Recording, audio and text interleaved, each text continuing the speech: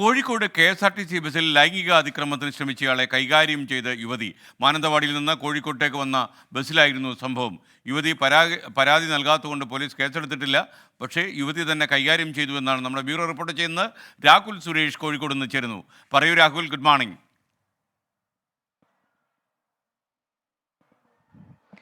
Good morning SKN. Kozhikode താമരശ്ശേരിക്ക് സമീപം വെച്ചാണ് കെ.എസ്.ആർ.ടി.സി ബസ്സിൽ 23 വയസ്സുകാരിക്ക് നേരെ ലൈംഗിക അതിക്രമം നടന്നത്. മാനന്തവാടിയിൽ നിന്നും കോഴിക്കോടേക്ക് വരികയായിരുന്ന കെ.എസ്.ആർ.ടി.സി ബസ്സിൽ ഇന്ന് പുലർച്ചെയായിരുന്നു ഈ സംഭവം നടക്കുന്നത്.